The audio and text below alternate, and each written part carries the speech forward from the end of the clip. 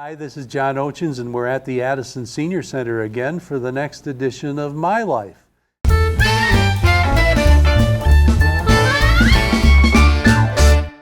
Well, we're here at the Addison Senior Center with Manda Tersigni. And it so happens that Manda is the mother of a lady we talked to previously, Rita Wood.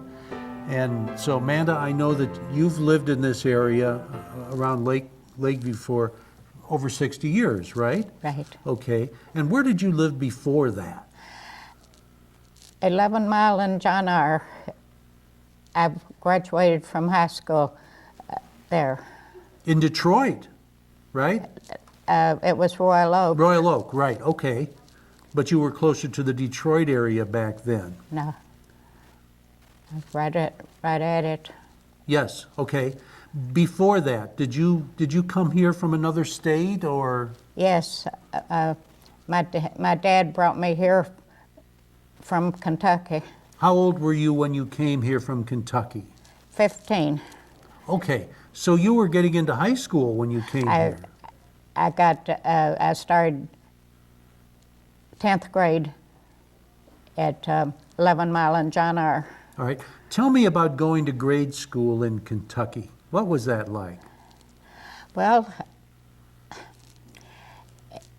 for one thing, I had to take care of my mom that was in the bed, and Your mother was ill? yes, my dad would draw the face of a clock and lay the medicine for that period on the tablet so that I could take care of my mother.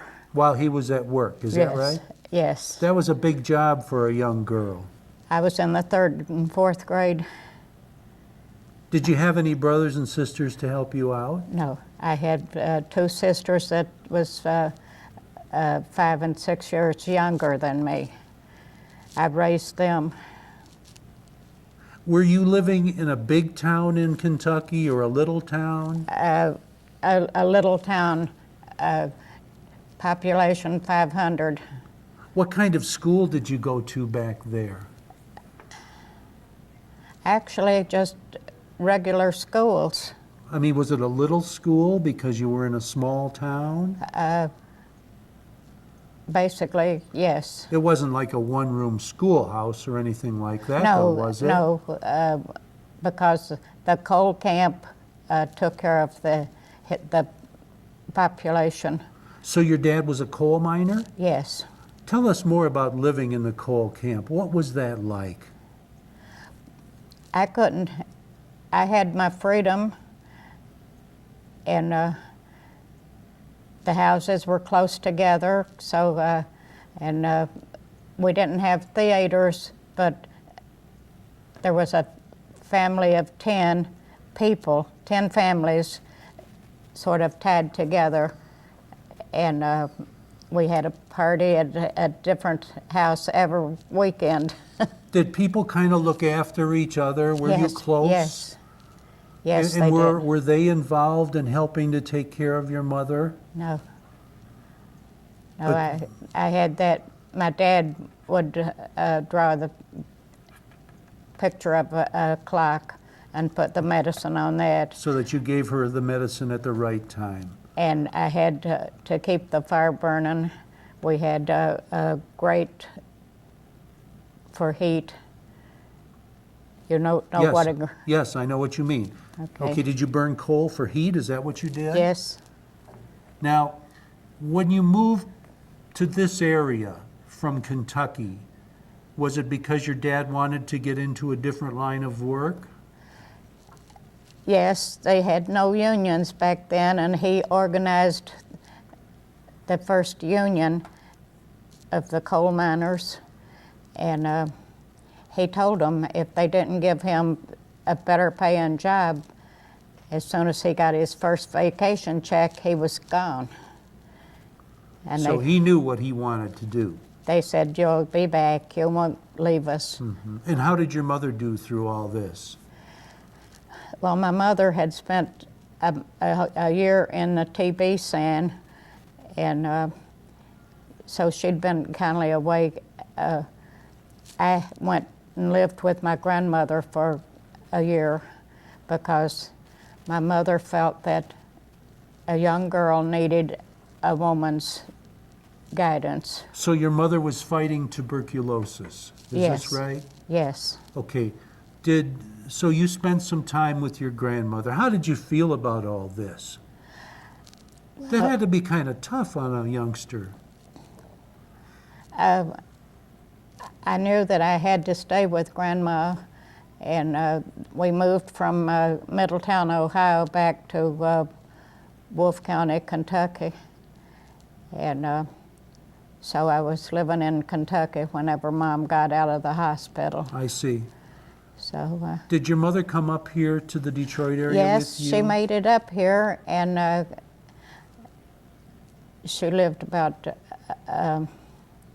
4 years up here. How old were you when you lost your mother?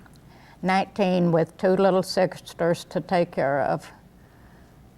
You had children? No, You had sisters, little sisters. I'm sorry, I misunderstood. Okay, so you had, how many sisters and brothers altogether did you have? Just the 2 sisters? just the 2. Okay, but that was enough, wasn't it? Because you had to be their mother. Yes. So how long did you stay at home to help raise them? I was still at home when Mom died, and she'd have a bad spell in February and a bad spell in October. If we could get her through them 2 months, we could say we were. How old were your 2 sisters when your mom passed away? 13 and 14. So they were just getting into their teenage years, Right, weren't they? right. So I'm sure you probably helped them as they went through high school and... I took my coat off and gave it to the little one because she didn't have a coat. And you probably cooked a few meals along the way. I did. What were some of your best memories of your childhood? My Best memories of your childhood? Well, the best one was the senior prom, and that was at John R. and 11 Mile Road, and that was tore down already. What high school was that for? It was Madison, Madison High School. yes. And I finished in 45, if you can remember what 45 was. 1945. That was just before the end of World War II. I went through all that. Yes. And we could walk. We didn't have bus service, so I took my little sister to the prom. She borrowed a formal, and we had to walk 6 blocks to the school. So, but I got to the senior prom. Now, where did your dad work when you moved up to Michigan? L&S, I believe. Okay. It was a little shop off of John R. at 11 Mile Road, no, down in Highland Park. Were your mom and dad originally from Kentucky? Yes. Do your ancestors go back a long time into Kentucky? Oh, definitely. Do they? Yes. Okay. We got to take a little break now for just a minute, but we're going to come right back, okay? Okay.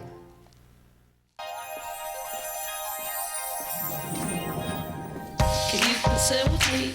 Imagine what you'd see if every child had a book to read. 'Cause every kid across the nation deserves a book to read, and we can make it happen right now. No, I don't know what you've been told, but kids with books learn so much more. So the mission is for us to get a book to each and every child. So let's join hands, book people unite. Unearth hidden passion. Come on, we'll have a good time. And seeds of inspiration to motivate some magic. Change the writing on the wall, writing on the wall. And make a difference. One book can inspire a child. One book can be the first element that helps to change a life. People unite. Read to a child today and spark a lifetime of ambition. Okay, we're here with Manda Tersigni, talking about her childhood and so forth. And I'd like to start asking you some questions that I ask everybody that we talk Okay. to for this segment, okay? Okay. We've heard a lot about your family, your sisters, your parents and so forth. How did your parents raise you in comparison with the way that kids are raised today? My parents were, I won't say they were too strict, but I accepted the Lord when I was about 12 on the Kentucky River bank. And so I've tried to live a clean life and keep my kids in church. And So you had a real strong religious influence right from the beginning, right? right. Okay, all right. How has a woman's role changed during your lifetime? The way we got around, at first they wouldn't let us have a job, and so we beat that one. Did you work outside the home? Yes, but I didn't work for pay. What did you do? I had a Sunday school class. I worked with them. Anything, I had the Girl Scouts, the Boy Scouts. I taught young people. Okay, so it was volunteer work. The work you did outside the home was volunteer work. Right. Okay, very good. And how has technology changed things in your lifetime? And do you think it's for the better or for the worse? I would say medium. Some things good, some things maybe Right. not so good. Right. For example, we were talking about when you were researching your family history, now you can go on websites and find out a lot of that stuff in short order without even having to leave the house. That's probably good, but then there's some other things that, But you lose the touch doing it that way. you don't talk to more people. And you were able to get a lot of your family history by talking to some of your relatives, right? And by looking at family documents? My family moved into Salem, Massachusetts when they first settled. Right. They were one of the first settling Right. families. So you go back a long ways. We already talked about how you met your husband. Here's a good one. How has food changed in your lifetime? And what is your favorite kind of food? Now, you have Italian roots, right? Your name is Tersigni. Yes, Ah, but I only don't tell me you don't like spaghetti. No, it's pretty good. What's your favorite food? And how has food changed through the years, at least in your life? My favorite, I think, is well, it would have to be macaroni and cheese for one. Macaroni and cheese. Right? Did you have that a lot when you were young? Yes. Did you? That was a staple back then, and I'll bet you cooked it a lot. Yes, You I did. Okay. And my husband worked in the shop, and I took care of the farm. We have a farm at DeQuinder and Snell, So you had a farm. How many acres did you have? 4 acres. 4 acres. Yes. So were you growing? Yes. Did you have any animals? Yes, Did you? rabbits. We had an old horse. We had a young horse. We had cows for a while because we could pasture them. I've hit it right, right down the middle. Okay. Okay, here's a good one. What did you like to do for fun when you were growing up? You had a tough childhood now. You spent a lot of time taking care of your sisters. And But when you had a chance to have fun, what did you enjoy doing? square dancing Square dancing. and clogging. Wow.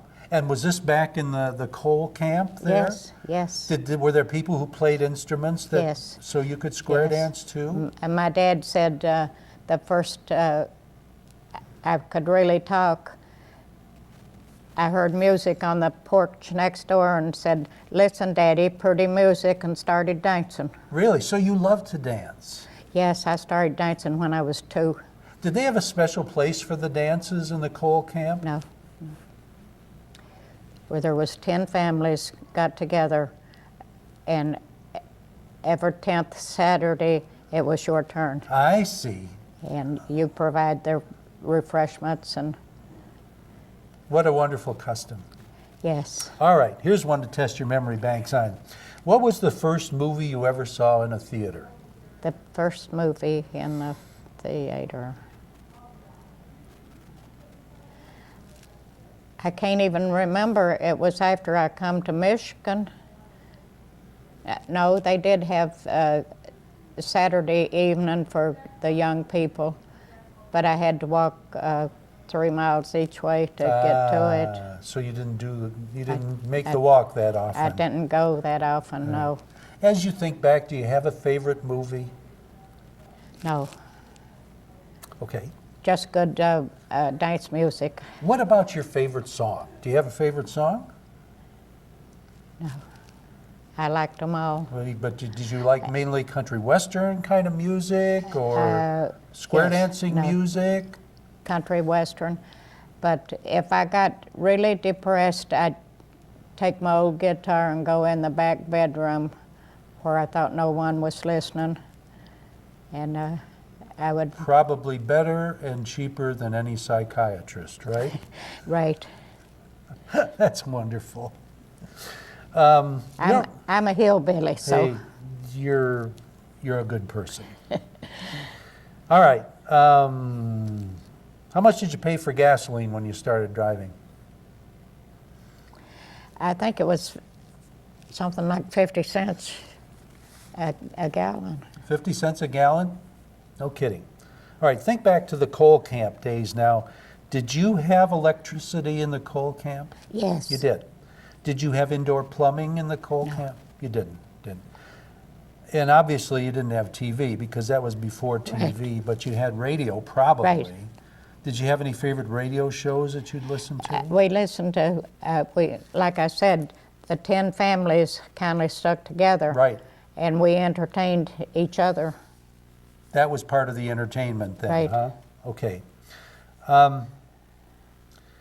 What was the worst world disaster that happened in your lifetime? I guess I'd have to say World War II. Was anyone in your family involved in World War Yes, II? yes, Did you lose anybody? yes. You did. But I can't tell you what their name was now. No, that's okay. That's okay. But your father didn't have to go My father was too old. too old, and you didn't have any brothers that had to go away? No, I didn't have any brothers. Okay, okay. I had 2 little sisters that I raised. What did you do? You were raising your little sisters during World War II, weren't you? Yes. Yeah, you were. Okay. Oh, I'm sorry, go ahead. I don't think, no, the girls come after. Dad was still working for the driving delivery truck. So, Okay. Hey, thanks a lot for spending this time with us. We really appreciate it.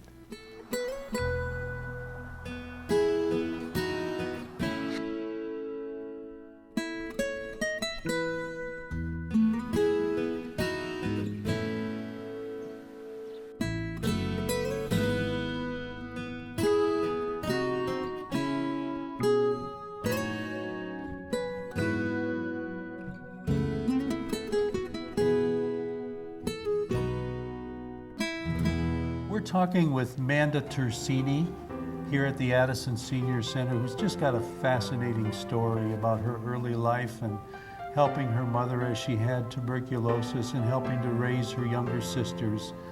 We were just talking about some of your favorite memories, and you mentioned the prom.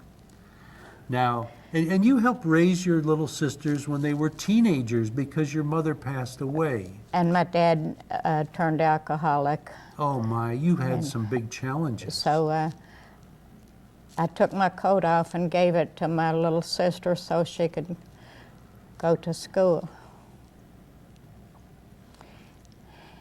It was some hard times. Are your sisters still with us? Yes. I'll bet they remember you fondly for all that you did for them. The youngest one has dementia real bad. She lives in Kentucky, and I can't go to Kentucky anymore because of my health. But my other sister lives up in Harrison, and I see her. Here in Michigan? Yes. Okay. So Do your family roots go way back in Kentucky? all the way Okay. to 1600. Almost back to the Mayflower, huh? They come right off of, not the Mayflower, but there was another ship, and people don't know that, but So your ancestors were probably part of one of the first Thanksgivings. yes, and it was a whole family. Whenever they settled Salem, Massachusetts, my family was in that, Really? yes. Did you ever try and trace your roots back? Yes, I've got that, all the way. Wow. I'll bet that's impressive. It is. I wasn't any good tapping, so I concentrated on memory. Yes. Well, of course, now with computers and everything, you know, you have different websites you can go to that help. But I'll bet when you were working on it, you probably had to go to libraries and, They didn't have anything Yeah. like that. I was one of the starters. I see. There was the whole 17 ships landed in because they'd been over here and cleared houses, you know, built a few houses. Yes. And my family was in that. Where did you have to go to find out this stuff? Part of it I got from Kentucky, part of it from memory that was written down. There's 4 history books in the Detroit Library that has this in it. And I went down there and studied. So that's how you were able to trace your family's roots. Right. Okay. All right, we talked about one of your best memories, and you mentioned the prom. What about one of your worst memories?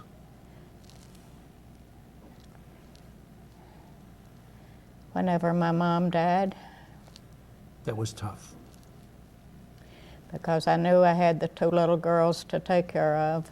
That was a lot to put on your shoulders, wasn't it? It was, Yeah. As you think back on all of this, and you know we're getting into the holiday season now, we just had Thanksgiving and Christmas is just around the corner. What is your favorite holiday? I don't think I had a real favorite.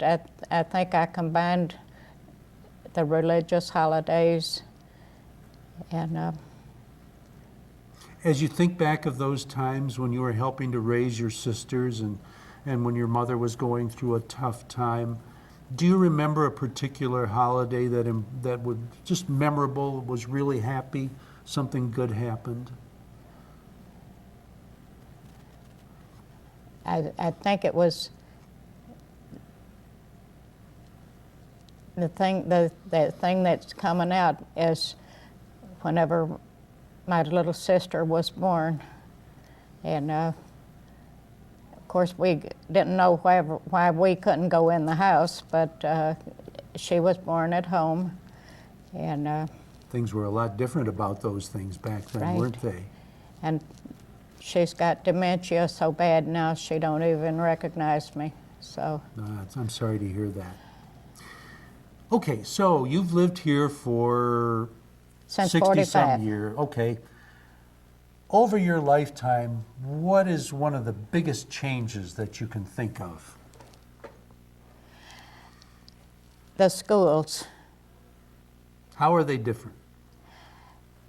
Well, I only had 1 or 2 teachers, and now it takes 10 or 12 different schools for one person to get educated. Mm-hmm. Obviously, there have been a lot of electronic advancements through the years. When you were in school, I mean, you didn't have television. You probably had radio when you were young. Did you listen to the radio a lot?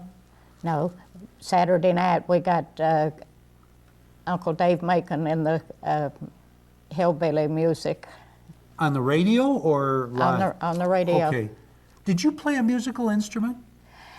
A little bit, Somebody told me you played the guitar. yes. Really? Do you still play? Did you entertain your sisters when you were raising them by playing the guitar? No, but we did Saturday night. Every Saturday night there was 10 families, and we'd go to a different house every Saturday night and have a dance, as you know. Okay, let's move ahead a little bit. We've been talking about your younger years. Where did you meet your husband? He had a 41 car, and he was the only young man with a car, and he brought 2 boys out to meet my sisters, but they'd already gone, and he said, you can come with us, and I said, not on your life. Shut the door on him. He was there every night for 3 weeks. He wouldn't give up. No, he didn't give up. And this Saturday, my dad had been mean to me, and so he took me down to his mother's to meet his mother, and she said, if you're the one he's talking about, you might as well get married. We went together 3 weeks, lived together 33 years. So your husband's passed away. When did he Yes. pass away? Oh, geez, it was, I can't even remember, the 70s, It's been a while. yes, Yeah, 70-something, right. Now, how many children did you have? 3. Now, a little bird told me that you had a couple of daughters who like to pretend to be twins every now and then. Is that true? Yes. They look just alike, and if you had to have their back to tell them, they had to turn around for you. And they even did that in school one time, and I understand that they got in trouble. Not much. And I understand, a little bird told me that when they heard you sing or play the guitar, they knew they were in trouble. Is that right? Right, That was your way of getting the message across, I guess. right. huh? I'd go in the back bedroom and play my guitar. Yeah. Okay, we've got to wrap things up, but one last question. If you had to give a piece of advice to the kids of today, what would it be? Live a clean life, and by clean I mean no drinking, parties, you know. So, and try to walk the straight and narrow. You've got a wonderful story. Thank you for telling it to us. It's been a real pleasure. But thanks to let me tell you. Yep. Thanks for joining us.